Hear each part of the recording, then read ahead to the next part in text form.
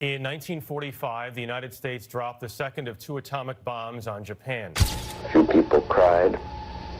Most people were silent. Now I am become deaf.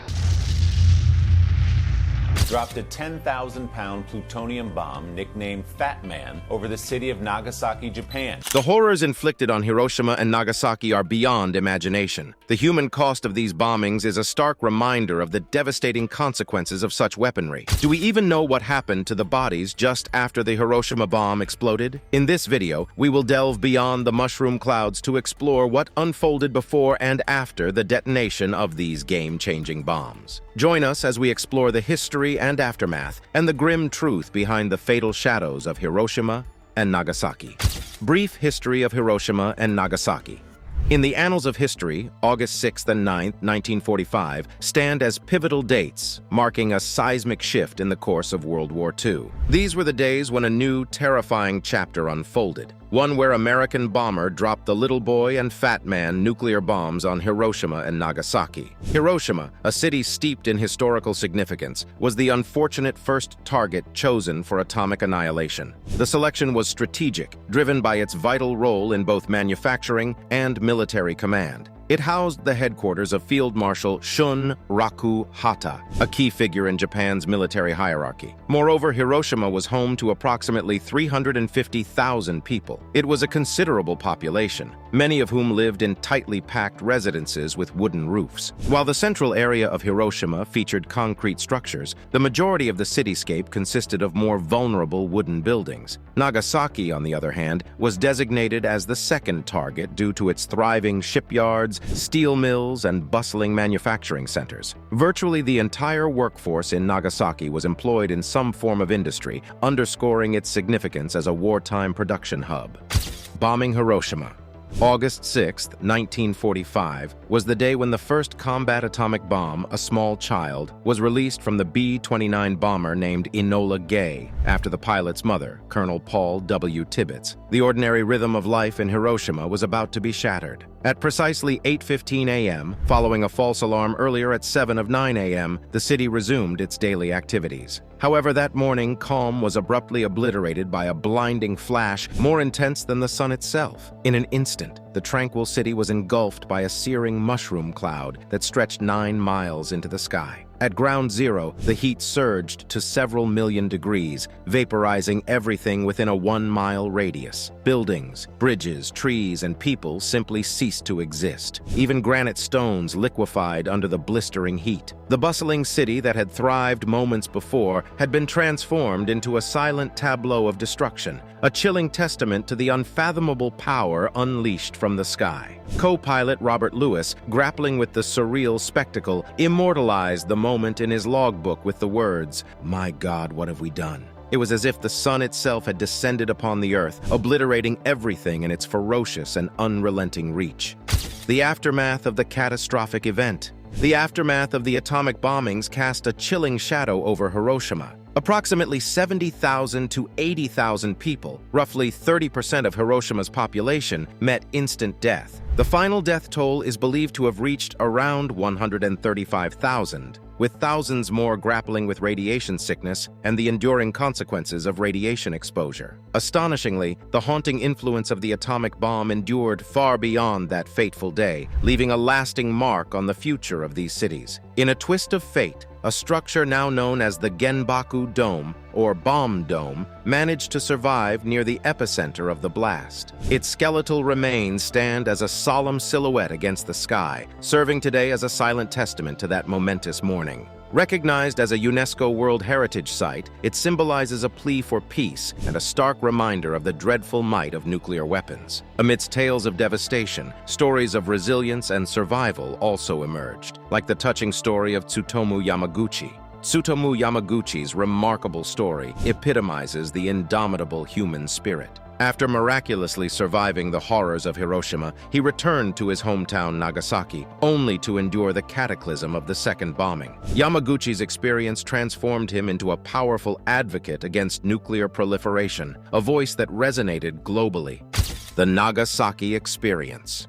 Echoes of the second thunderous explosion reverberated on August 9, 1945, a mere 3 days after the cataclysm in Hiroshima. The initial target had been Kokura, but an obscuring veil of clouds and smoke shielded the city, leading fate to decree that Nagasaki bear the grim honor instead. The Fat Man, a plutonium bomb even more potent than its predecessor, was poised to unleash its deadly payload from the B-29 bomber named Bockscar, under the command of Major Charles W. Sweeney. The heavens themselves seemed to open as the Fat Man plummeted toward the city, detonating 5,000 meters above the ground. In an instant, 1/3 of Nagasaki was obliterated, replaced by a haunting mushroom cloud. While the devastation was slightly less extensive than in Hiroshima due to Nagasaki's hilly terrain, its brutality was no less profound. An estimated 40,000 people perished instantly, with the final death toll exceeding 70,000. Nagasaki had been a city known for shipbuilding and war industries, but it was also a hub of Christianity in Japan, boasting the largest Christian population in the country. The Urakami Cathedral, the largest Catholic church in the East at the time, was reduced to charred ruins, leaving a deeply scarred community in its wake. Amid the ashes and destruction, remarkable narratives of resilience and hope began to emerge. Dr. Takashi Nagai, a devout Catholic and radiologist, defied the odds by surviving the bombing while enduring lethal doses of radiation. Though immobilized by his deteriorating health, Nagai tirelessly cared for survivors and became an inspirational figure. From his sickbed, he authored books and delivered speeches, exemplifying human resilience in the face of profound despair. Chronicles of Hibakusha.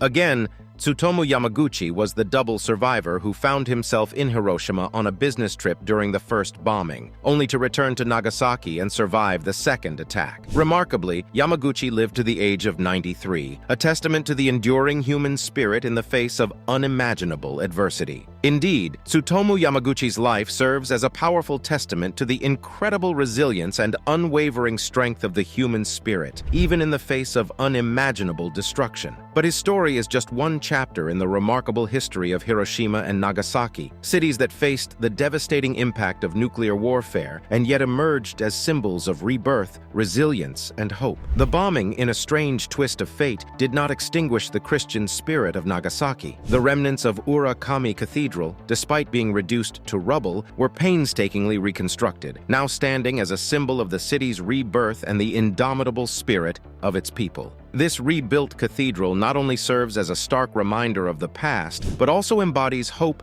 forgiveness, and the enduring strength of the human spirit. Years later, Pope John Paul II would visit the Nagasaki Atomic Bomb Park, delivering a poignant message of peace. To remember Hiroshima and Nagasaki is to commit to peace, a solemn vow echoing from the shadows of history. Among the indomitable voices that emerged from the nuclear calamity were the Hibakusha, individuals who defied the odds and lived to tell their harrowing tales of survival amidst the searing devastation of Hiroshima and Nagasaki. These voices from the shadows provided a deeply human perspective on the unfathomable tragedy etched into our collective memory. One such voice is that of Sadako Sasaki, a 2-year-old girl in Hiroshima, located just over a mile from Ground Zero during the bombing. Miraculously, she survived the blast despite being thrown from her home. However, nearly a decade later, she developed leukemia, a cruel legacy of the bomb's radiation. During her final days, inspired by a Japanese legend promising a wish to anyone who folded 1,000 paper cranes, Sadako began folding origami cranes. Her wish was for recovery and a world rid of nuclear weapons. Though she did not live to see her goal realized, her story ignited a global peace movement. Today, the Children's Peace Monument in Hiroshima stands in her honor, and every year thousands of paper cranes from around the world are offered in her memory, symbolizing a plea for peace. Sasaki wasn't the only one affected by these ailments caused by radiation exposure. There were other hibashukas that radiation penetrated their bodies, disrupting the delicate functioning of their cells and giving rise to a range of aberrant symptoms, including nausea, fatigue, hair loss, and hemorrhages. These symptoms added another layer of suffering, compounded by the dramatically increased risk of cancer among survivors, with leukemia showing a particularly notable spike. It also led to chromosomal aberrations and the potential for hereditary effects. The fear of the atomic curse cast a long shadow, affecting the offspring born to the survivors. Studies conducted by the Radiation Effects Research Foundation found no statistically significant increases in birth defects or genetic abnormalities among the descendants of Hibakusha. Nevertheless, the psychological burden of potential genetic damage remained a painful reality for many survivors and their families. Rise of the atomic gamble.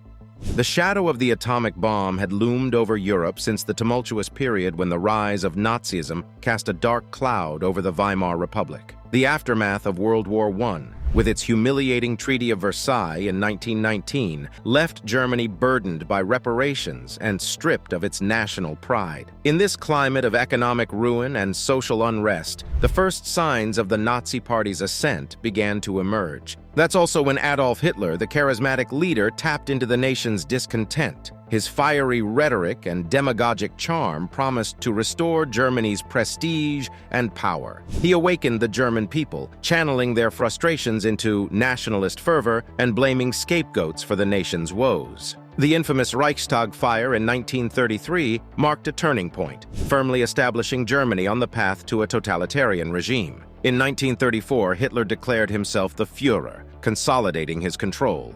Meanwhile, across the Atlantic, Western allies grew increasingly aware of the Nazi threat. The discovery of nuclear fission by Otto Hahn and Fritz Strassmann in Berlin in the late 1938 added a terrifying dimension to this threat. The prospect of a Nazi-controlled atomic bomb, a weapon of unimaginable destructive power. This sent ripples of fear through the corridors of power among the Allies. The urgency of the situation became painfully clear when two brilliant physicists, Albert Einstein and Leo Szilard, penned a letter to President Franklin D. Roosevelt on August 2, 1939. Their warning about the potential of a new and powerful bomb grabbed the world's attention. These words set in motion the Manhattan Project, a top-secret initiative to develop an atomic bomb before Germany could achieve the same. The geopolitical landscape of Europe became a dangerous chessboard, where the stakes were not just individual nations, but the very fate of humanity. In Germany, the Nazis were also advancing their own atomic ambitions. The brilliant physicist Werner Heisenberg was tasked with overseeing the German atomic bomb project, known as the Uranium Club. Ironically, Heisenberg had once been a student of Niels Bohr, who was now collaborating with the Allies on their atomic project. This teacher and student dynamic turned potential adversaries on the atomic stage underscored the profound transformation of the scientific community during the war. Yet the German atomic program never reached its sinister potential. Some have speculated that Heisenberg was acutely aware of the catastrophic implications of placing an atomic weapon in the hands of the Nazis. In fact, he deliberately slowed the project's progress during a clandestine meeting in Copenhagen in 1941. This moment in history was a high-stakes battle not just for nations, but for the very essence of civilization itself. Heisenberg's cryptic conversation with his former mentor supposedly left the impression that the Germans were closer to the atomic bomb than believed. In response to Einstein and Szilard's urgent letter mentioned earlier, President Franklin D. Roosevelt officially sanctioned the project on December 6, 1941. With the ominous threat of a Nazi atomic bomb hanging over the Allies, this secret endeavor was unprecedented in scale and ambition. General Leslie Groves, renowned for his unwavering determination and resolute leadership, assumed command of this massive operation. Under his guidance, the project employed over 130,000 individuals and incurred a cost of nearly $2 billion, equivalent to about $23 billion today. Now, it's time for today's subscriber pick. And what do we have here? Can this bewildering image be real? While it might as well be fictional or an approximation of the actual event, I also hope it's not real. We can clearly see a kid, a supposed victim of the radioactive blast. This kid is not only suffering from the burn and severe damage to the facial skin, but the eyes are gone as well. Can you imagine the scene of this iconic explosion that left a deep mark on human history? One can only have great sympathy for the affected victims. While people casually mention a nuclear breakout in our life conversations, no one deeply wants an event like this to be repeated. It is nothing but true horror. What do you think about this event? Could it have been avoided? Let us know in the comment section below. Tale of the Manhattan Project. The recruitment of brilliant scientific minds from across the globe was central to the Manhattan Project. Among the notable names was Robert Oppenheimer. Oppenheimer was a physicist renowned for his profound knowledge of nuclear physics. He was tasked with directing the Los Alamos laboratory in New Mexico, a role pivotal to the development of the atomic bomb. The project spanned multiple undercover locations, each veiled in the utmost secrecy. Laboratories at Los Alamos, Hanford, and Oak Ridge buzzed with ceaseless activity as scientists grappled with the profound scientific challenges of creating an atomic weapon. In these covert centers of innovation, scientific theories underwent relentless testing and scrutiny, while the handling of hazardous substances was conducted with meticulous care. At the heart of the atomic bomb, the critical mass of uranium-235 or plutonium-239 had to undergo a nuclear fission chain reaction, a complex feat requiring precise control. Amid this intense work, the scientists formed a camaraderie that occasionally sparked moments of levity. Richard Feynman, a brilliant young physicist known for his irreverent humor and insatiable curiosity, was among them. He was infamous for his pranks, such as decoding saved files containing top-secret documents and leaving notes to expose their lack of security. During an extraordinary scientific endeavor fraught with tension, these glimpses of humor and camaraderie served as a reminder of humanity amidst the monumental task of creating a weapon that would reshape the course of history. Amidst the relentless pressure the scientists faced, moments of banter offered a much-needed break. The culmination of their efforts arrived on July 16, 1945, with the Trinity test in the desert, where the blinding light of the first atomic explosion filled the pre-dawn sky. It was a moment etched in history, and Robert Oppenheimer, the scientific director of the Manhattan Project, couldn't help but recall a famous line from the Hindu scriptures, the Bhagavad Gita: "Now I have become death, the destroyer of worlds." Hidden away on a remote mesa in New Mexico, Los Alamos was the clandestine heart of the Manhattan Project. It was established in 1943 under the code name Project Y, and it stood as a hidden city, a cradle of innovative scientific development shrouded in deep secrecy. The Hill, as it was affectionately known among residents, housed some of the world's greatest minds. Oppenheimer, with his eclectic interests ranging from poetry to philosophy, was well aware of the immense stress his team faced. He cultivated an environment that encouraged intellectual stimulation. However, life for the residents of Los Alamos was a paradoxical mix of mundane domesticity and groundbreaking scientific work. It was a place where men were censored and telephone service was limited. Simple joys like going to the local cinema, playing tennis, or having a picnic became precious breaks from their demanding responsibilities. Within this intellectual enclave resided scientists like Richard Feynman and his wife Arlene, whose enduring love story unfolded in the face of Arlene's terminal tuberculosis diagnosis. Their story was a poignant human narrative amid the backdrop of intense scientific pursuit. Feynman's legendary pranks, from picking locks to leaving teasing notes, added a touch of whimsy to the otherwise serious atmosphere. Los Alamos also counted Enrico Fermi among its notable residents, a Nobel laureate celebrated as the architect of the nuclear age. Fermi's remarkable ability to estimate the bomb's performance in the Trinity test simply by observing the motion of dropped pieces of paper spoke to his innate understanding of physics. Life at Los Alamos, marked by extraordinary commitment and brilliance, was not devoid of the ordinary moments of human experience, including courtship and the formation of marital bonds in this extraordinary environment. Amid scientific history being written, these moments of rest, humor, and love were a testament to the humanity of those involved in shaping the course of the 20th century. Genesis of nuclear science. In the radiant wake of the 19th century, the genesis of nuclear science emerged, sparking a transformation in human history. This evolution of nuclear science was ignited in the heart of Europe, driven by the innovative work of remarkable minds, including the renowned Polish scientist Marie Curie and her husband Pierre. Their groundbreaking research took place in the challenging conditions of a makeshift laboratory in Paris in 1898. Marie Curie's relentless efforts yielded the discovery of polonium and radium. These findings forever associated the name Curie with the dawn of the nuclear age. Her work challenged the long-standing belief that elements were unchangeable and immovable entities in the natural world. However, it came at a personal cost as she toiled near hazardous substances whose health effects were not fully understood at the time. Marie Curie embodied perseverance, famously stating, "We never realize what has been done. We can only see what remains to be done." As the Curies delved deeper into the nascent field of radioactivity,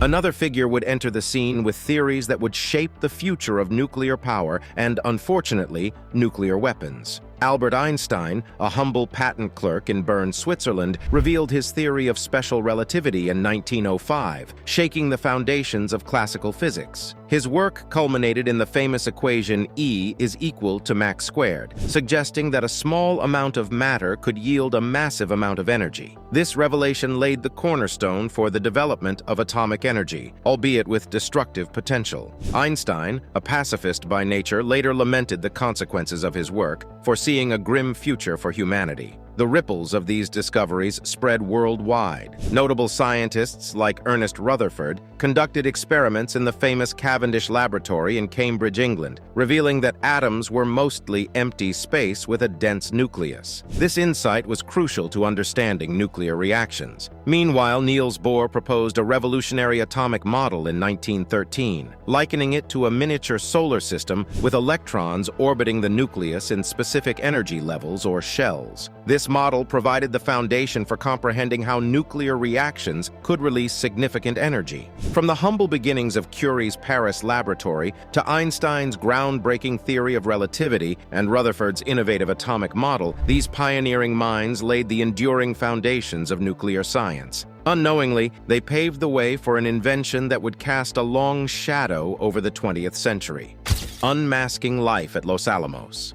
Amidst the backdrop of World War II, there's a compelling story of love that unfolded within the secretive confines of Los Alamos. In this extraordinary environment where scientific minds toiled relentlessly, love found its way into the hearts of Nicholas and Mary Metropolis. Nicholas, a Greek-born American physicist and computing pioneer, also played a key role in shaping the future. Los Alamos was where children grew up in secrecy, attending schools within the enigmatic community. To them, it resembled any other American city of the 1940s, though with some peculiar rules about what could and couldn't be discussed, given the sensitive nature of the work. Despite the intense work, Los Alamos residents made time for entertainment, forming a theater group, organizing concerts, and even creating a satirical newspaper called the Los Alamos Primer. These activities injected a much-needed dose of humor into their high-pressure lives. The dawn of a new era arrived on July 16, 1945, in the pre-dawn darkness of the New Mexico desert. The Trinity test, aptly named in the desolate Jornada del Muerto, or Journey of Death, marked the birth of the atomic age. Robert Oppenheimer led this scientific and metaphysical event was the enigmatic, and he christened it the Trinity test, drawing inspiration from John Donne's Holy Sonnet. The Trinity test, an inception of a new era. The anticipation and uncertainty leading up to the test were palpable, as scientists immersed in their calculations remained tense, while military personnel maintained a vigilant watch. When the countdown reached zero, the New Mexico desert was instantly illuminated by an unprecedented surge of light, accompanied by a deafening blast that echoed across the landscape. The Trinity test undeniably succeeded, but it carried the weight of realizing the destructive power that had been unleashed. Physicist Rabi described the explosion as the closest thing to doomsday, painting a vivid picture of the awe and dread that gripped the site that day. The test also unveiled intriguing scientific phenomena, with the intense heat fusing the desert sand into a green glass-like substance named trinitite. For years, curious people and scientists collected this radioactive relic as a tangible and haunting reminder of that fateful day. The inaugural detonation of the atomic bomb wasn't just witnessed by scientists and officials. There were unexpected witnesses, too. The Galagos, a local family living in a small adobe house about 20 miles from the test site, experienced the terrifying spectacle. The explosion jolted them awake, shaking their house and shattering their windows. This inexplicable and horrifying intrusion into their humble lives was followed by government agents invading their home, offering assurances that nothing was wrong while they diligently cleaned their house of radioactive dust. The impact of the Trinity test on the Manhattan Project was immediate and profound. The successful detonation served as a galvanizing force, rallying the project team and intensifying their efforts to prepare the 2 atomic bombs destined for Hiroshima and Nagasaki. It also marked the beginning of the nuclear arms race and laid the foundation for the Cold War that would cast its shadow over the world for decades. In the summer of 1945, from July 17th to August 2nd, the Schloss Cecilienhof Palace in Potsdam, Germany, became a pivotal point in shaping the course of world history. The main architects of the global stage, President Harry S. Truman of the United States, Prime Minister Winston Churchill of the United Kingdom, later replaced by Clement Attlee, and General Secretary Joseph Stalin of the Soviet Union, convened a conference that would have far-reaching repercussions. The echoes of the Potsdam Conference would resonate for generations to come. Despite its grand location, the Potsdam Conference was shrouded in secrecy.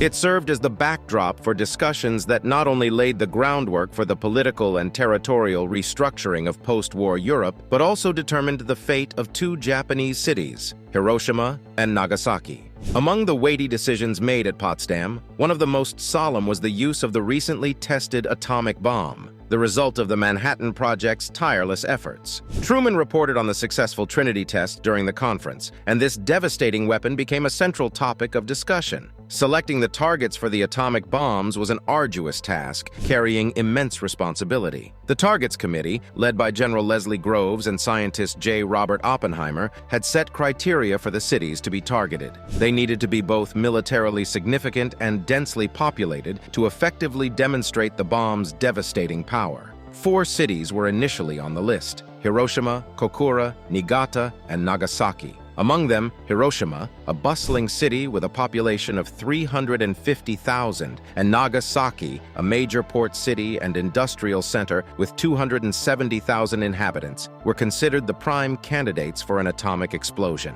Their urban layout and surrounding topography made them highly susceptible to severe damage. It's worth noting that there is an anecdote about Kyoto, Japan's former cultural capital, initially being considered a target but later removed from the list due to the personal intervention of Secretary of War Henry Stimson. During his honeymoon, Secretary of War Henry Stimson had developed a deep affection for Kyoto, a city he had visited. This personal connection played a pivotal role in sparing Kyoto from potential devastation by the atomic bomb. The decision to exclude Kyoto from the list of atomic bomb targets demonstrated Stimson's heartfelt attachment to the city. However, despite the atomic bomb's grim promise, as outlined in the Potsdam Declaration issued on July 26th, which offered Japan an ultimatum of unconditional surrender or facing rapid and complete destruction, the Japanese government, led by Prime Minister Suzuki Kantaro, dismissed it as a mere repetition of previous demands. This dismissal set the stage for the cataclysmic events that would soon unfold.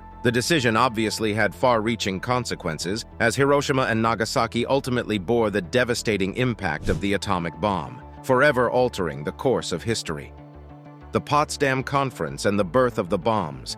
The secret that the leaders had kept during the Potsdam Conference was monumental. In the serene gardens of the Sicilian Palace, President Truman and Prime Minister Churchill engaged in casual conversation with Soviet leader Stalin, subtly hinting that they possessed a powerful new weapon. Stalin, despite his inscrutable demeanor, nodded in acknowledgement and extended his wishes for their success. Little did they know that Stalin had been aware of the Manhattan Project's existence for some time, thanks to his extensive network of spies. The shadow of Prometheus, the Greek titan who had bestowed fire upon humanity, loomed over this clandestine revelation. In the unforgiving landscape of Los Alamos, 2 weapons of unparalleled devastation were forged, bearing the code names Little Boy and Fat Man. These seemingly innocuous names concealed the formidable reality they represented. Little Boy, a slender, silvery device with an aerodynamic appearance, took shape under the guidance of physicist Robert Serber. Its power source, as mentioned, was uranium-235, a rare isotope with the potential for cataclysmic destruction.